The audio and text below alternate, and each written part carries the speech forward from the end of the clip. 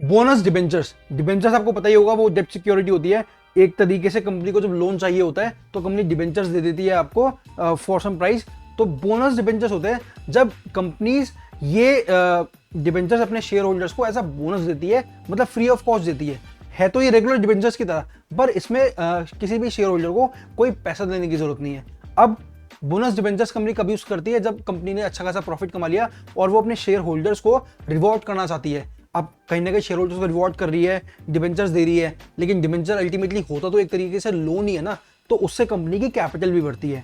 अब जो डिबेंचर्स की, बोनस डिबेंचर्स की टर्म्स एंड कंडीशंस होती हैं वो कंपनी के बोर्ड ऑफ डायरेक्टर्स डिसाइड करते हैं, लेकिन उसको अप्रूव करते हैं शेयर होल्डर्स। अब जो उसका इंटरेस्ट रेट होगा उस डिबेंचर का, उसका मैच्योरिटी पीरियड होगा, और जो बाकी सारे फीचर्स हैं उस डिबेंचर के, वो वैरी करेंगे डिपेंडिंग ऑन कि कंपनी की फाइनेंशियल पोजीशन क्या है और मार्केट कंडीशन क्या है। अगर कंपनी की फाइनेंशियल पोजीशन बहुत अच्छी है, मार्केट कंडीशन बड़ी अच्छी है, तो मे बी कंपनी आपको अच्छा इंटरेस्ट रेट ऑफर करे और मैच्योरिटी पीरियड भी आपको कम ऑफर करे कि आप कम टाइम में मैक्सिमम प्रॉफिट कमा सकते हैं।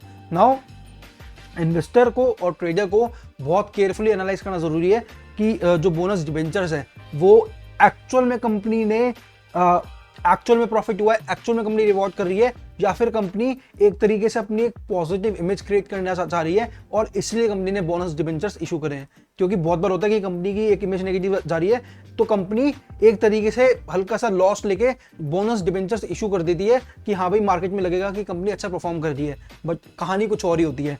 तो स्टॉक मार्केट में बहुत ऐसी चीजें होती हैं जो होती कुछ है लेकिन एक्चुअल में दिखती कुछ और है। तो आपको ये बड़े अच्छे से देखना है एज एन इन्वेस्टर कि मान लो आपने बोनस डिबेंचर देखकर उस कंपनी में इन्वेस्ट कर दिया कि कंपनी ने बोनस डिबेंचर इशू करा है, कंपनी ग्रो कर रही होगी, लेकिन कहानी कुछ और भी हो सकती है। तो आपको ये सारे फैक्टर्स देखने बहुत जरूरी है एंड उन्हीं के बेसिस पे आप इन्वेस्टमेंट डिसीजंस लोगे तो आप ज्यादा प्रॉफिट कर सकते हो।